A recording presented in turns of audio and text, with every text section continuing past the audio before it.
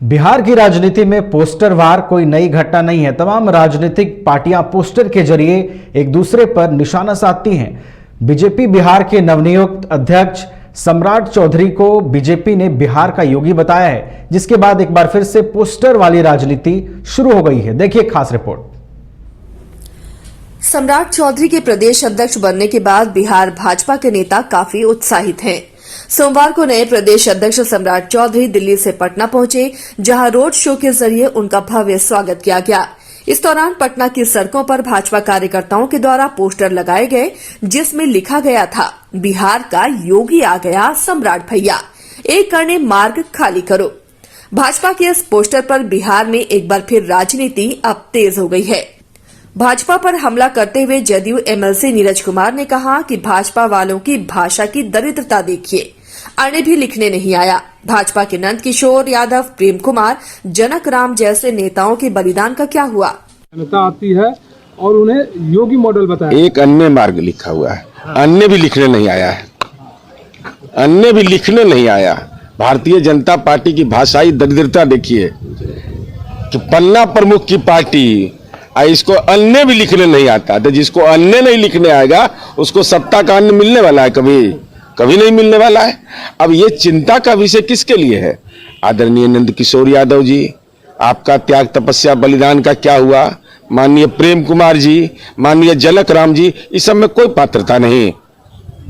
ये लोग राजनीति में जितना दिन भाजपा में मेहनत किए, अपने सामाजिक समूह से अपमान भी सह करके झंडा उठा के घूमे और उस झंडा को घूमते रहे जो अंग्रेजों के खिलाफ लड़ाई में जिन लोगों ने कोई कुर्बानी नहीं दिया था, अपमान सहते रहे समाज में कि भाई देश की आज़ादी में आप लोगों का कोई योगदान नहीं था। ये सब बुजुर्ग लोग हैं और ओल्ड मॉडल के लोग हैं राजनीति में, और ये लोग को सबको इग्नोर कर करके अब पोस्टर बैनर लगाए। लेकिन हमारा सलाह होगा कि पोस्टर बैनर जब लगाइए तो कम से कम चश्मा लगा के, मोदी चश्मा लगा के देख लीजिए, शब्द की गड़बड़ी हो तो पार्टी गुनाहगार मानी जाती। वहीं राजद विधायक अख्तरुल इमाम शाहीन ने कहा कि भाजपा के पास कोई चेहरा नहीं है जो प्रदेश अध्यक्ष की पात्रता रखता हो। हमारे यहाँ से साधारण कार्यकर्ता भी दूसरी पार्टी में जाकर शीर्ष पद पर बैठता है, और सम्राट चौधरी इसका उदाहरण है। बने हैं, शुभकामना देते हैं, लेकिन एक बात तो साफ हो गया, कि भारतीय जनता पार्टी के पास एक भी नेता, एक भी सांसद, एक भी मंत्री, एक भी नेता नहीं है जो आज के तारीख में बिहार के राजनीति में प्रदेश अध्यक्ष बनने के लिए कॉम्पिटेंट हो। सम्राट चौधरी कौन है? कल तक वो हमारे साथ थे, कल तक वो जदयू के साथ थे, हमारे यहाँ मंत्री बने हुए थे, हमारे सब कुछ थे। भाजपा के पास एक भी व्यक्ति नहीं है जो इतने सांसदों का लिस्ट है, इतने विधायकों का लिस्ट है, इतने बड़े बड़े नेताओं का लिस्ट है, किसी को भी वो प्रदेश अध्यक्ष या किसी भी चीज में आगे बढ़ा सके, चेहरा बना सके, उनके पास एक शख्स नहीं है। ये प्रमाणित हो गया। सम्राट चौधरी जो कल तक हमारे साथ थे, वो तो समझिए कि विपक्ष जो हम लोग हैं यहाँ बिहार में कितने मजबूत है कि हमारा एक साधारण कार्यकर्ता भाजपा के पास चला जाता है तो भाजपा के शीर्ष पदों पर बैठता है। ऐसे सम्राट चौधरी जैसे सैकड़ों लोग हमारे पास हैं। हमारा एक व्यक्ति जाता है, उनका शीर्ष पदों पर बैठता है। भाजपा के पास किसी में दम नहीं है, इसलिए सम्राट चौधरी को बनाना मजबूरी पड़ा। 25 के चुनाव में जो है सरकार बनाकर दिखाएंगे और हमारे मंडल अध्यक्ष भी होंगे, अगर नीतीश कुमार चुनाव लड़ जाए तो हार जाएंगे। प्रमाणित तो यह हो रहा है कि हमारे पार्टी का मंडल अध्यक्ष भाजपा का प्रदेश अध्यक्ष बनता है, हमारा साधारण विधायक भाजपा का प्रदेश अध्यक्ष बनता है। ये तो प्रमाणित हो गया है। पोस्टर विवाद पर कांग्रेस विधायक शकील अहमद खान ने कहा कि क्या ये बुलडोजर वाली राजनीति बिहार में लाना चाहते हैं?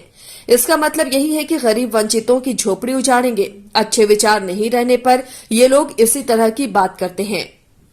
सड़कों पर ये पोस्टर लगा कि बिहार में नया योगी आ गया है, एक अन्य मार्ग खाली करो।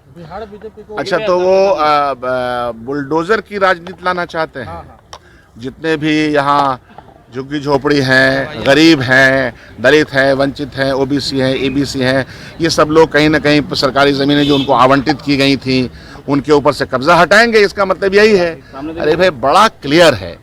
भारतीय जनता पार्टी की विचारधारा में ओबीसी, ईबीसी और दलितों का कोई स्थान नहीं। अगर होता तो ये जितने भी सरकारी उपकरण हैं जहां के रिजर्वेशन मिलता है, आरक्षण मिलता है, उस आरक्षण के जहां मिलता है उनको वहां वो प्राइवेट सेक्टर को नहीं बेचा जाता। बहुत सिंपल एग्जांपल है ये। अगर आपने सरकारी उपकरणों को जहां सरकारी नौकरी मिलती है, जहां ओबीसी ईबीसी दलितों की का रिजर्वेशन है, अगर आपने उसको बेच दिया, इसका मतलब है कि वो प्राइवेट सेक्टर में गया, रिजर्वेशन खत्म। तो इसलिए उनके पास बोलने का कोई नैतिक आधार नहीं। अगर वहीं इस मुद्दे पर पूर्व डिप्टी सीएम तारकिशोर प्रसाद ने सफाई देते हुए कहा कि किसी भी दल की चाहत होती है कि राज्य में उसकी सत्ता हो। जिस तरह भारतीय जनता पार्टी ने यह संकल्प लिया है कि 2024 और 25 में ज्यादातर सीटें जीतना है, उसी संदर्भ में ये पोस्टर है। होती है कि किसी उस राज्य में हमारी सत्ता हो, हमारी सरकार बने। और निश्चित तौर पर जिस प्रकार से भारतीय जनता पार्टी ने एक संकल्प लिया है कि 2024 और 2025 में अधिकतम सीटें जीतकर 2024 में केंद्र में जो श्री नरेंद्र मोदी जी के नेतृत्व में फिर सरकार बनेगी, तो उसमें बिहार की एक बहुत बड़ी भागीदारी होगी।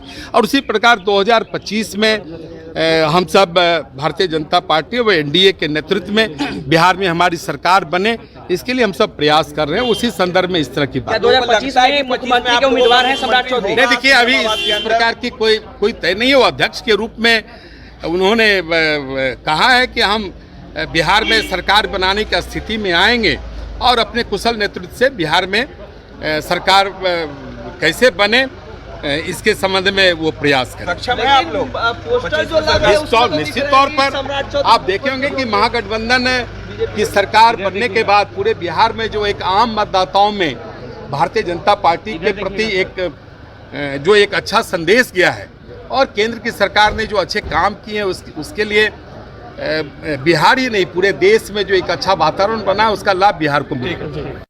बिहार की राजनीति में पोस्टर की राजनीति नई नहीं है।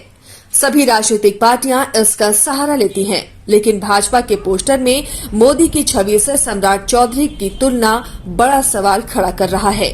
पटना से राजीव कमल की रिपोर्ट।